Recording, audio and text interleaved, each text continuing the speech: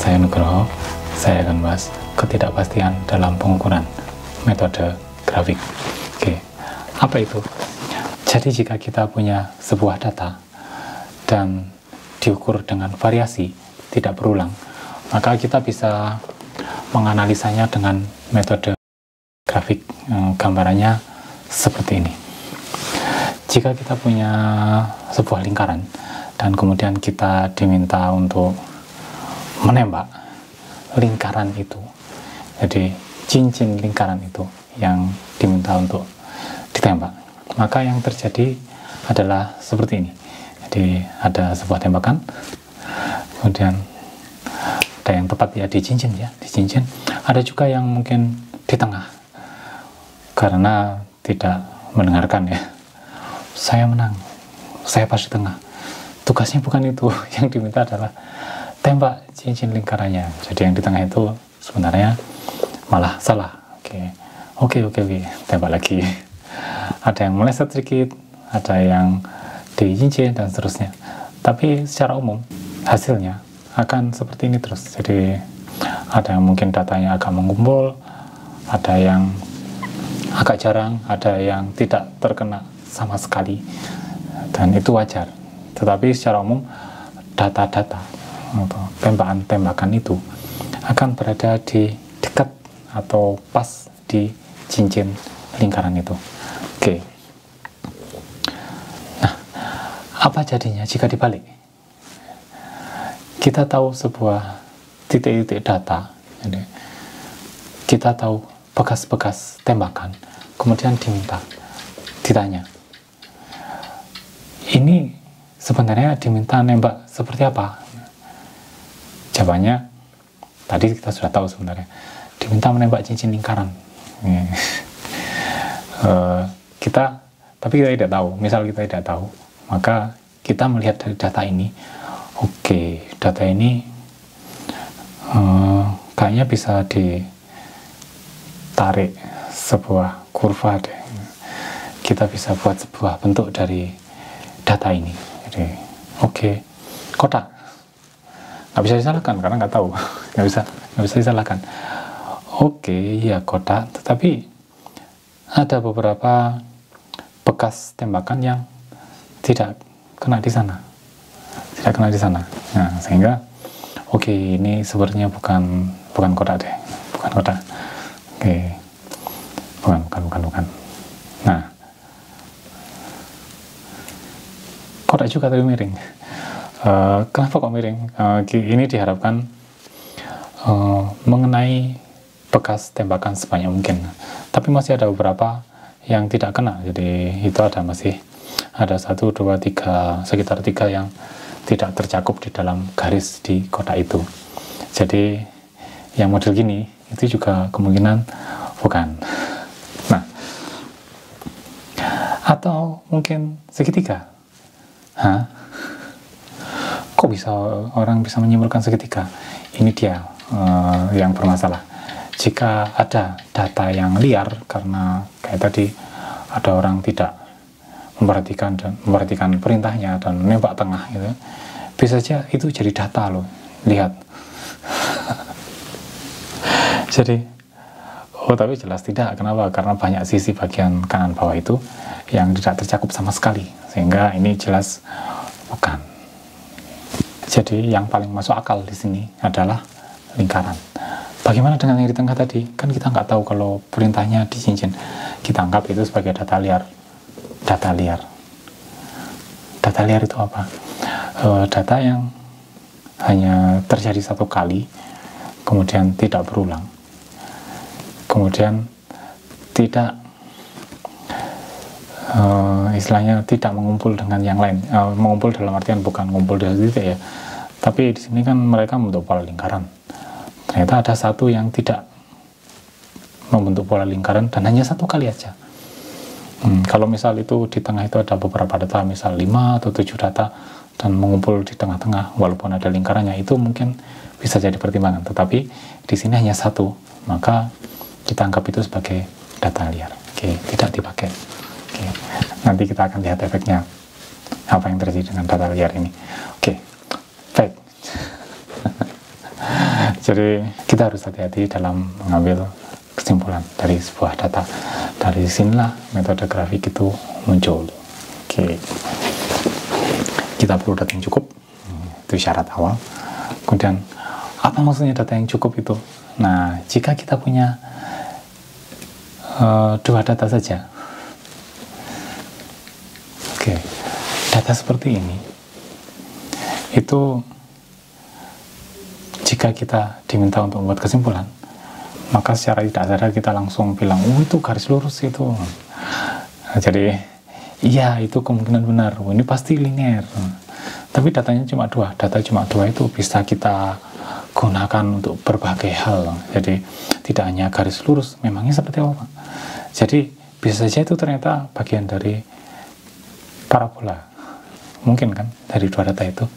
Jadi dari dua data itu bisa jadi parabola juga, atau itu parabola juga tapi yang turun. Ada juga bentuknya seperti ini. Atau mungkin sebenarnya itu bukan data apa-apa sama sekali, dari sebuah kurva yang entah bentuknya kayak apa. Kita bisa mengambil kesimpulan apapun dari dua data karena data itu tidak cukup. Jadi dari dua data saja tidak bisa, kita harus punya data-data yang lain, sehingga kita dengan nyaman, dengan pasti kita bisa menyimpulkan bahwa itu adalah garis lurus.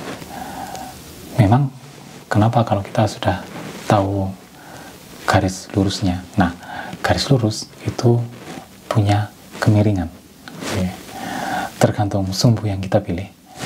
Jika sumbu Y-nya S jarak, sumbu X-nya adalah waktu, maka kemiringan itu adalah kecepatan. Oke, kenapa? Karena kemiringan adalah delta Y per delta X. Delta Y-nya adalah delta S, delta X-nya adalah delta T, sehingga kita akan punya kecepatan di sini. Kenapa kok tidak kita hubungkan saja tiap titik dengan sebuah garis? Jika tiap titik kita hubungkan dengan garis patah-patah seperti itu, maka kita akan punya banyak sekali kecepatan, sehingga kita tidak bisa menyimpulkan secara umum kecepatannya itu sebenarnya berapa rata-ratanya. Baik, sekarang kita lihat ada sebuah contoh data L, panjang tali ini ya, terhadap T. Ini ceritanya di ayunan. Ayunan dengan panjang sekian senti memiliki periode sekian detik. Oke, kita bisa memplot ini dalam grafik ya. Oke, seperti ini, plot dari panjang terhadap waktu. Jadi sumbu X-nya adalah panjang, variabel bebasnya. Kemudian karena kita bebas mengubah panjangnya ya, variabel terikatnya adalah waktu, karena dengan L sekian kita dapatkan T sekian. Oke, ternyata grafiknya seperti ini, dan jika kita lihat trend line-nya itu tidak linear, tidak lurus. Oke, kita bisa melihat misal di MS Excel gitu ya, kita akan tahu trend line-nya di sini. Oh, oke, ini sekian X kuadrat plus X plus sekian, ada X kuadrat, itu berarti tidak linear. Oke, dengan R kuadrat varians ya 0,9. Oke, ini tidak bisa kita gunakan dalam artian karena dia tidak linear, maka gradiennya akan beda-beda di tiap titik.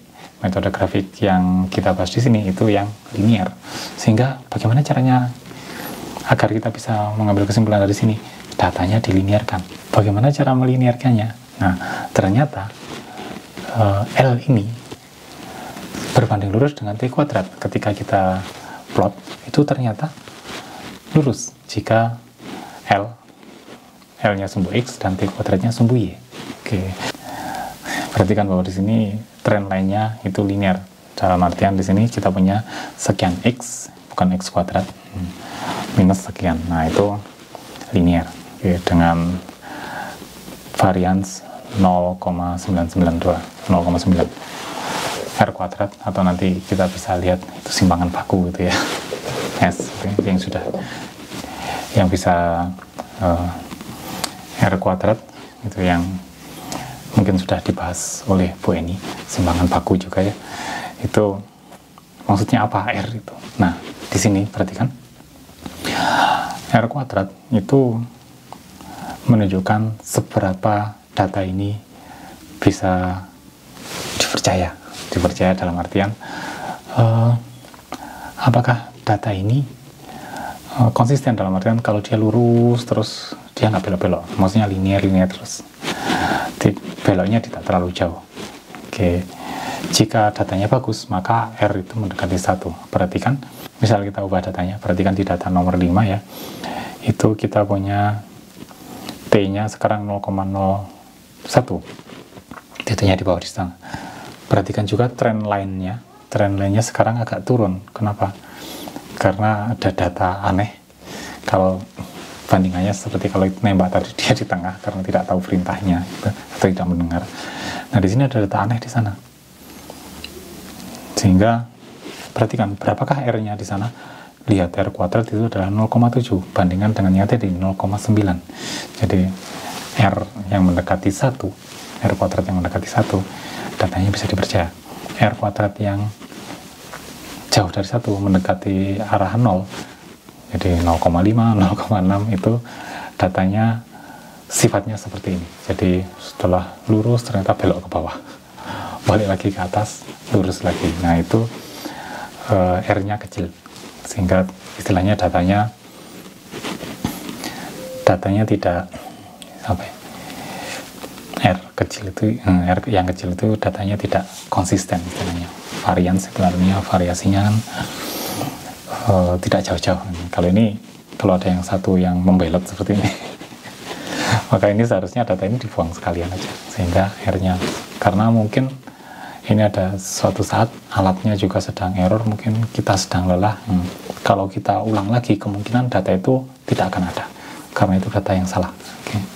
Kalau bagaimana Pak kalau ternyata diulang-ulang datanya itu lagi? Ya tetap bisa dipakai, tapi lihat ini hanya satu, sehingga kita bisa buang data liar seperti ini. Ada kurung kecil di situ secara umum. Kenapa? Karena kemungkinan data liar itu data yang sedang dicari juga. Sehingga jika kita mengulang lagi di daerah itu, maka akan ketemu data yang sama juga di sana. Jadi data yang aneh itu. Jika kita ulang-ulang ternyata tidak, ya maka itu data liar. Jika kita ulang-ulang tetap konsisten di nilai itu, maka itu adalah data yang valid. Oke. Hati-hati ya. Tentang sini ini kita perlu di sini memang perlu latihan untuk menentukan apakah ini data ini perlu dibuang.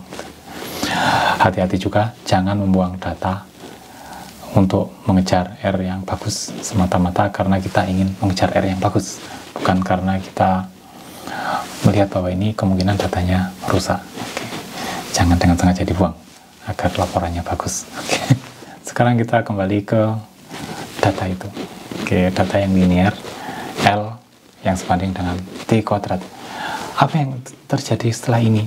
Memang apa yang bisa kita ambil dari sini? Perhatikan bahwa L sebanding dengan T kuadrat itu bisa kita tulis seperti ini. Oke.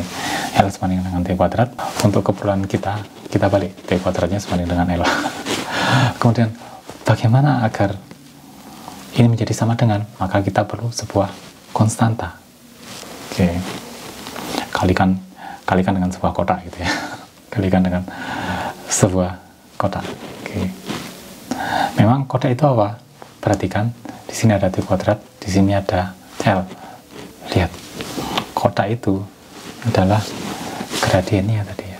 Jadi dalam hari ini menunjukkan kemiringan. Karena ini tadi kita balik T kuadrat sebanding dengan L, maka ini kemiringannya adalah seperkotak sebenarnya. Ya. Oke, tapi untuk keperluan ini kita cukup tahu bahwa maksudnya seperti itu. Nah, kita lanjutkan. Jadi jika itu sudah kita jadikan sama dengan menambahkan sebuah konstanta kotak di sana, maka kita akan punya T sama dengan akar dari kotak dikalikan L. Jadi kita sudah punya persamaan ini, sudah sama dengan, sudah selesai. Nah, sekarang kita tinggal mengurusi kotaknya. Ini kotak ini sebenarnya apa sih? Nah, dari teori ternyata kotak ini itu punya nilai sekian. Jadi perhatikan bahwa mereka nilainya konstanta semua ya. Jadi 4 itu konstanta, P itu konstanta, P kuadrat jelas konstanta ya, G itu juga konstanta. Dari kotak itu adalah itu. Kotak itu adalah itu nilainya.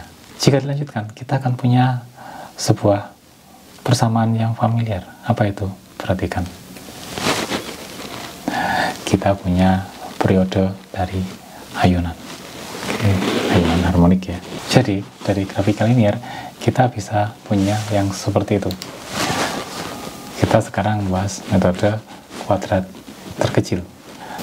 Jadi, metode kuadrat terkecil ini digunakan untuk menganalisis data yang memenuhi persamaan linear Y sama dengan A plus BX. Mungkin kita lebih mengenal dengan Y sama dengan MX plus C. Tidak apa-apa.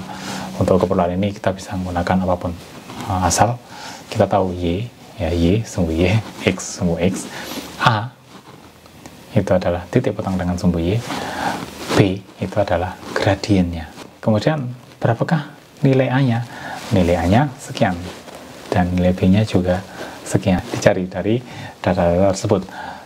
Maksud dari YI itu adalah data masing-masing. Jadi sigma Y itu adalah jumlahan dari data Y, XI jumlahan dari data X.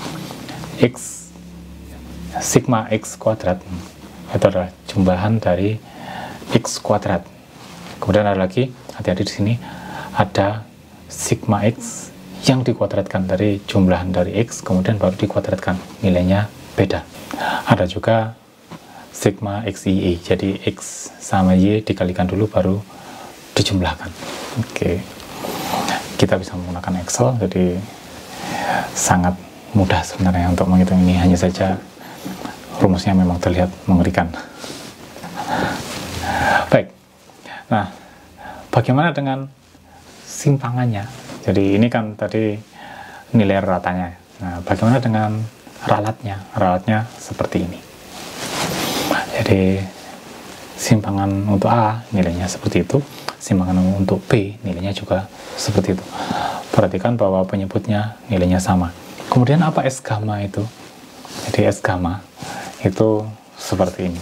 Nah, ini yang agak lumayan untuk bahkan untuk di Excel untuk menghitungnya ya, karena banyak sekali yang diperlukan. Pada dasarnya sudah tersedia semua, tapi memasukkan formulanya di Excel atau di spreadsheet atau di numbers itu yang agak perlu ketelitian, karena meleset sedikit maka datanya akan hancur di sana. Oke, jadi hati-hati untuk memasukkan ini. Saya beri contoh di sini.